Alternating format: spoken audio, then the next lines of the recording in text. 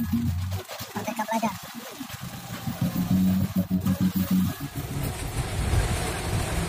Nah, lokasinya di sini.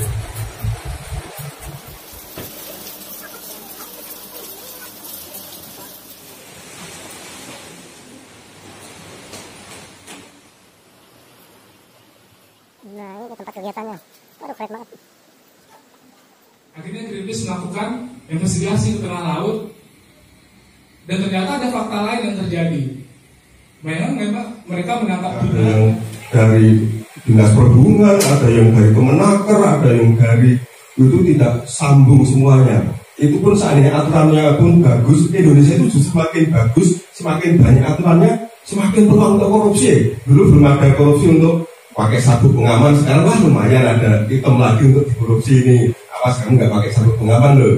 Jangan-jangan semakin banyak aturan malah semakin. Nah itulah yang menurut saya menjadi biang kerok. Kenapa kasus-kasus ABK ini juga menjadi satu kasus yang terus berkembang tidak akan berkesudahan gitu. Jadi ini menurut saya satu mafia gitu, mafia oleh oknum-oknum yang betul-betul memanfaatkan keluarga. Apa susahnya sih menurut saya menangkap agen-agen ilegal itu, kapal-kapal ilegal? Susahnya apa deh? Susah saja bisa menangkap orang bersembunyi di lorong sempit pun dia tahu itu teroris itu siapa? Maksud sih agennya cetok, waktu di foto juga ada, kemudian kapalnya juga sebesar itu bisa dideteksi dengan GPS dengan apapun. Masa nggak bisa? Saya yakin ada. Ini dugaan loh, sekali lagi boleh saya kan belum punya bukti. Ini dari akademisi saya mengatakan begitu. Jadi Indonesia itu negara yang dikaruniai oleh alam yang luar biasa. Kita itu ibaratnya bocoran surga. Pantai kita itu kalau nggak salah terpanjang ke-3 atau ke-4 di dunia. Cari apa saja ada. Nah kaitan dengan lingkungan Greenpeace tadi, yang terjadi adalah eksploitasi lingkungan itu tadi. 60% keanekaragaman hayati dunia itu ada di Indonesia. Kamu cari tambang apa saja ada di Indonesia wes. Arab Saudi dan Brunei hanya punya minyak aja kaya raya seperti itu. Kita itu minyak punya bauksit, nikel, uranium, emas, tembaga di Freeport itu coba tiap hari lihat aja itu. Kemudian di laut 60% sumber hayati terumbu karang dunia itu ada di Indonesia, di Labuan Bajo, di Raja Ampat, di Bunaken, semuanya ada di kita. Nah justru karena itulah akhirnya menjadi musibah. Makanya saya ingat Mbak Adam dulu kok nggak nyolong makan buah kulbi. Jadi kita sekarang kan menderita seperti ini. Jadi kita kan uro-uro di surga loh. Kalau simbah kita itu bikin masalah seperti itu sehingga kita sekarang seperti ini. Jadi artinya apa? Bahwa sesungguhnya dunia ini jadi satu ujian ya. Kamu camping dulu di dunia, ternyata masih seperti ini ya. Makanya malaikat benar waktu Tuhan mau menciptakan manusia tuh mau betul Gusti ciptakan manusia paling nyolong, paling korupsi, paling bikin perang berdarah-darah. Ternyata benar gitu. Jadi inilah ya. Jadi artinya memang akar masalah dari kasus ABK ini menurut saya 4 hal tadi: kemiskinan, keluguan, kemudian keserakahan, greedy, dan korupsi gitu. Jadi 4 hal ini kalau nggak terurai satu persatu ya ini tetap terjadi terus gitu. Saya nggak percaya itu nggak bisa menangkap kapal-kapal asing. Jangan-jangan yang dibakar kemarin hanya action saja dari pemerintah. Ada yang tak bakar, ada tak cekel ini liane biro ya kalau ini hilang nih darat itu malah sing dicekel. Tapi sing orang kan aneh itu. Dan saya berpikiran gitu loh, ini jahat ya pikiranku ya. Tapi mudah-mudahan salah sekali lagi. Itu 4 itu ya. Itu mungkin tambahan saya. Terima kasih. Tapi agen-agen juga jelas ada perjanjian MOU kontrak. Nah, yang penting kan satu adalah advokasi ya, kepada para calon tenaga kerja itu, calon ABK. Ini harus masif ya, lewat televisi, lewat apapun, lewat pemerintah daerah, bahkan mungkin sampai RT RW, terutama daerah-daerah yang potensial untuk menjadi ABK atau buruh migran ke luar negeri dan seterusnya.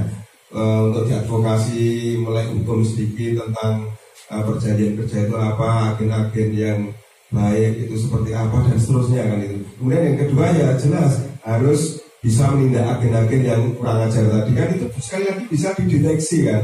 Itu jelas Greenpeace saja tahu, masa aparat nggak ngerti yang ditugasi untuk mengawasi itu. apalagi dengan para ABK yang sudah pulang akan mudah. Nah kalau urusan kapal yang berbendera asing mungkin dengan kedutaan, dengan pihak asing kita masih oke lah, tapi kan yang jelas biang keladinya harus jangan lolos dulu adalah agen-agen yang jahat tadi kan, agar mereka tidak menipu para calon ABK dan para migran untuk bekerja tanpa batas tadi. Kemudian yang ketiga adalah tentu saja adalah ini lebih luas lagi adalah meningkatkan mutu SDM kita, dan sehingga tidak ada eksploitasi lagi karena mereka memiliki pengetahuan dan keterampilan yang lebih tinggi sehingga tidak sekedar bekerja kasar. Itu tiga hal itu menurut saya yang penting. Dan yang keempat adalah sekali lagi adalah korupsi. Itu sehebat apapun hukum kita, selengkap apapun, kalau mental korupsi itu masih tinggi, sekali lagi kata yang teknik tadi masalah uang itu tidak akan selesai apapun, karena memang justru dengan semakin banyak aturan hukum itu justru semakin banyak peluang untuk dikorupkan. Tidak masuk akal nih kalau barang yang jelas kok tidak bisa ditindak, termasuk tadi pencurian ikan. Greenpeace saja tahu ini yang dirusak pakai jaring yang tidak ramah lingkungan. Maksudnya aparat nggak ngerti yang sekali lagi oknum ya, kita menyebutnya begitu.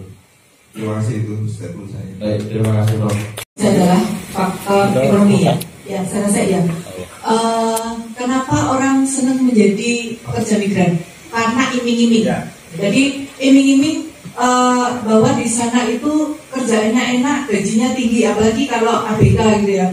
Gajinya dolar gitu kan, dibanding rupiah. Itu iming-iming. Kemudian masalahnya adalah bagaimana kita menyikapi. Nah, justru di sini saya meminta teman-teman mahasiswa ini dan juga kita bersama ya, kita semuanya, bagaimana caranya kita itu memasifkan bahwa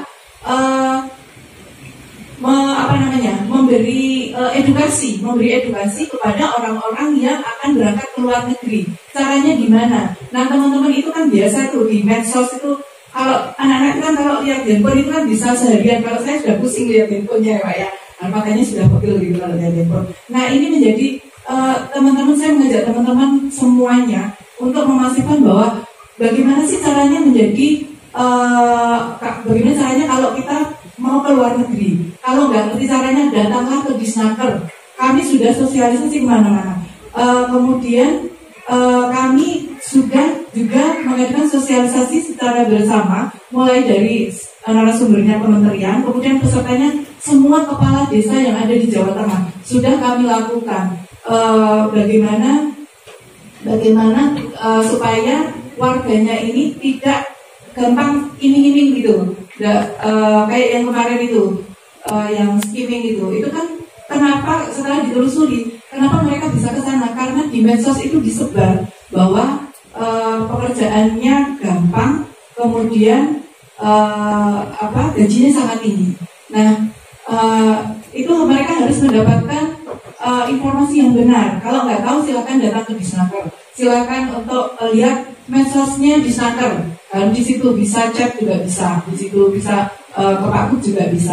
Kemudian tadi kalau tadi dikatakan bahwa kita itu kekurangan lapangan kerja. Tidak, lapangan kerja sangat banyak. Sekarang ini lagi kita ada kawasan industri Batam. Kita lagi bikin ada kawasan industri Batam yang KITB itu sangat besar, dan di sana akan butuh tenaga kerja sangat banyak sekali, ribuan lah di sana. Satu perusahaan kemarin Pak Gub datang ke kawasan ekonomi Kendal. Di sana kebetulan untuk siaran BTV. Di sana juga kemarin ke perusahaan, salah satu perusahaan. Setelah saya tanya, di sana masih butuh 3.000 karyawan, kurang 3.000 karyawan. Kemudian satunya lagi, dia kurang 2.500 karyawan. Kemarin saya ke Jepara, dia masih butuh, itu PMA ya, itu masih butuh 7.000.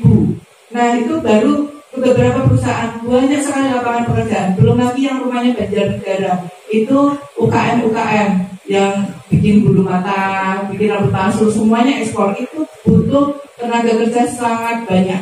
Nah, sekarang mungkin ini yang tidak terinfo ke teman-teman, mungkin nggak ngerti bahwa banyak lowongan. Nah, bisa buka di Imakarya ya Mas namanya ya Mas ya, di aplikasi Imakarya. Silakan di situ nanti bisa ditemukan antara pencari kerja dengan yang punya pekerjaan, perusahaan-perusahaan. Silakan buka di situ. Nah, nanti Kalau sudah sudah mau lulus bisa akses ke sana. Tapi sepertinya mahasiswa di sini mungkin lebih senang jadi YouTuber ya Pak ya. Nah jadi YouTuber jadi iya Mas ya. Dan soalnya bayangannya kalau jadi YouTuber itu langsung uangnya banyak gitu kan. Nah tapi kadang-kadang kita gini, kita ini kayak mimpi ya. Tapi beneran tuh Pak ternyata uangnya bisa sebanyak itu. Jadi kita akhirnya lebih enak jadi YouTuber daripada jadi pekerja kantoran gitu kan. Kan sekarang di era VUCA gitu ya, yang serba ketidakpastian. Nah teman-teman serba ketidakpastian, makanya kita kadang juga nggak ngerti teorinya, teori ekonomi, kira-kira gitu ya. Tapi ternyata terkalahkan oleh YouTuber gitu ya. Nah itulah kemudian kenapa kita harus menjadi orang yang tidak terkaget-kaget ketika terjadi ada sesuatu yang baru, segala perubahan, maka kita harus segera bisa menyesuaikan. Dan jangan lupa saya tetap mengajak teman-teman untuk selalu mensosialisasikan kepada teman-teman, apalagi mohon maaf saya bukan apa-apa, tapi tadi kan seperti dikatakan ya Prof ya, pendidikannya masih rendah gitu ya.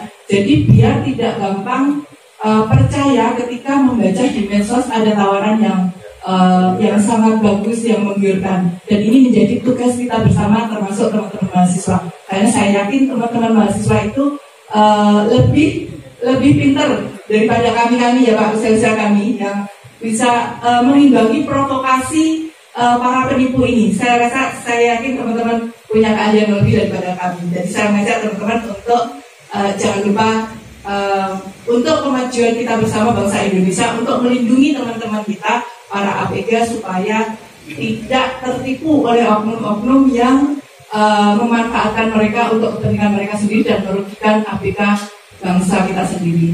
Terima kasih.